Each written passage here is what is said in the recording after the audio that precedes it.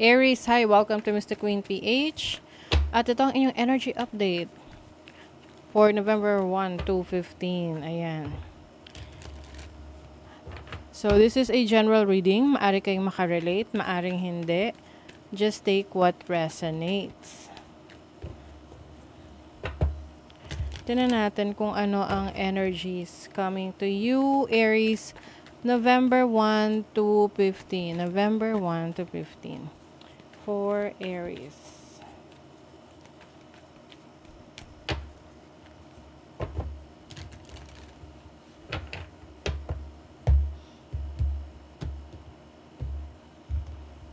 Okay, this is your overall energy, challenge, opportunity, and the blessing. Uy.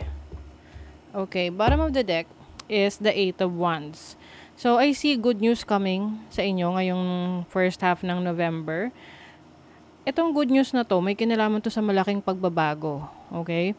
However, yung pagbabago na yan, maaring may mga challenges kang kaharapin. Ganun naman talaga eh. Kapag may mga changes, usually, medyo uncomfortable. Okay? With the Five of Pentacles, the Four of Swords, pwedeng itong change na to may kinalaman sa finances ninyo. So, Five of Pentacles is about struggle, hardship, loss. Kaya maging maingat ka sa mga papasukin mong transactions or mga collaboration o kaya mga business partnership. Okay? Be very careful kasi may mga times na itong mga to ay parang, kumbaga pinapakita na things are doing well, pero hindi pala, okay pala, akala mo okay sila, pero hindi pala. Alright? So, with the Four of Swords, this is about recovery. Don't worry kasi ano man tong challenge na kaharapin mo, no? Just in case meron kang kaharaping challenges related sa pera, magagawan mo yan ng paraan, makaka-recover ka dyan. At least malalaman mo na kung ano yung mga bagay na dapat mong iwasan, dapat mong bigyan ng focus. With the Six of Wands, ito yung tipong bago ka maging successful, may mga pagdadaanan ka mo ng challenges. Kumbaga tinetest yung iyong patience, tinetest yung iyong determination, tinetest yung iyong commitment. Okay?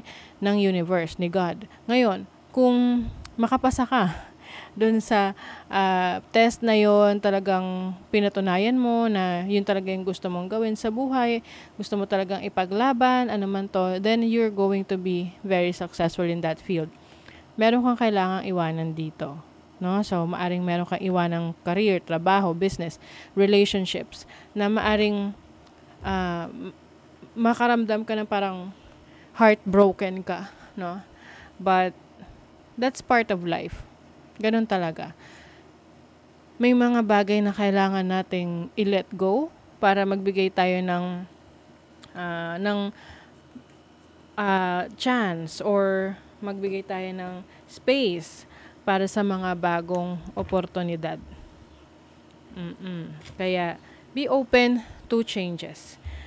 Kasi yan yung overall energy mo ngayong November. To be open to changes. This is also parang nililid ka sa yung destiny eh. Minsan, yung paglilid sa ating destiny, hindi siya komportable. May mga kailangan magbago, may kailangan mga i-let go ka. But, that's life. Ganun talaga. Your challenge is the Three of Cups. So, this is about challenge sa mga malalapit sa'yo. Okay? Pwedeng kapatid, kamag-anak, kaibigan, even family members. Na maaring meron kang malalaman or matutuklasan tungkol sa intention nila sa'yo. And then you will realize na, ay, hindi pala maganda intention nila sa'yo. 'Di ba? So, parang dun pa lang, you might feel betrayed by the people na pinagkatiwalaan mo kasi nga sila yung malapit sa'yo, kaibigan mo, or family members mo, 'di ba? But as an opportunity, at least, alam mo na ngayon kung sino yung mga taong dapat mong pagkatiwalaan. Kasi i-reveal yan sa'yo eh. It's a blessing in disguise para sa'yo na at least pinakita sa'yo kung sino talaga yung mga taong dapat mong pagkatiwalaan at yung hindi. 'Di ba? Okay, let's see sa energy ng iyong money, career, finances. Money, career, finances. Oops. Oh, wow. Tingnan nyo naman. The Three of Wands. The Three of Wands is about expansion, exploration. So, maaring meron kayong expand na business, trabaho, career. Some of you, maaring ang i-expand din nyo ay ang inyong knowledge, yung skills nyo. Merong adventurous na energy for you pagdating sa trabaho nyo, sa business nyo, or sa career nyo. Yung iba sa inyo, pwedeng merong opportunity na makapag-abroad, makapagtrabaho sa ibang bansa. Di ba minsan nakakaiyak kapag magtatrabaho ka sa ibang bansa kasi mixed emotions yon na halimbawa meron kang may iwanan na mahal sa buhay pero opportunity naman yung ibibigay sa'yo sa ibang bansa. Ganong energy. So, some sacrifices, pero this is going to be worth it. You have the Hierophant. So, ito ay structure, building structure in your life. This is also about knowledge, pagpapalakas ng iyong kaalaman, galing, talino, talento. This is also about mentorship. So, I feel like there is someone na nagme-mentor sa'yo ngayon, tumutulong sa'yo kung paano mo mas mapapaunlad yung trabaho mo, yung career mo, business mo. Wow, tingnan mo naman. You have the Chariot. The Chariot is about success, moving forward, moving to the next direction, keeping your eye on the prize. So, kung magiging focus ka sa goal mo, sa gusto mong mangyari, then definitely makukuha mo yung gusto mo. Meron kang magiging achievement sa career mo, sa business mo, or sa finances mo. Some of you meron ditong, pwedeng travel opportunities, let's say, abroad. No? Kumbaga, very significant itong travel opportunity na to. Yung iba sa inyo, pwedeng magkakabili kayo or makaka-acquire kayo ng sasakyan. Oo. Let's see, sa love life, you have the Emperor. That is your energy. Six of Pentacles and the Seven of Cups. Okay. So, some of you, pagdating sa relationship, pwedeng merong feeling na hindi ka na sigurado or hindi mo na alam kung ano yung totoong nararamdaman mo for a specific person, na kumbaga kind of confused ka of how you really feel about this person. Maaring binibigyan mo lang siya ng chance o kaya pinapakitaan mo ng kabutihan kasi parang sinusuklian mo lang yung binibigay niya sa'yo, yung effort, resources, ano man tong investment na binibigay niya sa'yo sa relationship, or vice versa. Na, kumbaga, binibigay mo lang din sa kanya kung ano yung sa tingin mong dinideserve niya.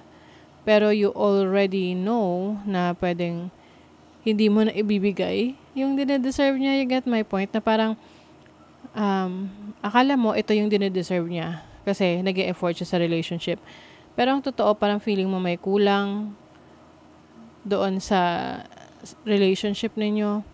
So, it's about you learning, knowing ano yung kailangan, ano yung kulang sa inyong relationship.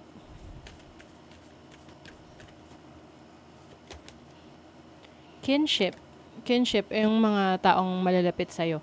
So, meron talagang major na energy for you. Ang mga tao na malalapit sa'yo, maaring may revelation. Meron ding help, tulong na manggagaling sa kanila. You also have the Strength card and Journey. Okay. So, whatever this is that you are going to go through, itong pagdadaanan mo, ngayong first half ng November, yan ay part ng iyong journey. Part ng mga pagbabago noon sa buhay mo. And you have the strength that you need. Kumbaga, lahat ng needs mo, strength, meron ka niyan. Kaya, huwag kang mawawala ng pag-asa. Kumbaga, keep your eye on the prize, focus on your goals. Ayan.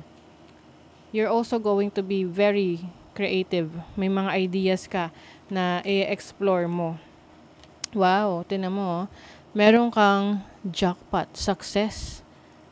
You're going to experience good fortune dahil sa mga efforts na binibigay mo at sa lakas ng loob mo na mag-explore.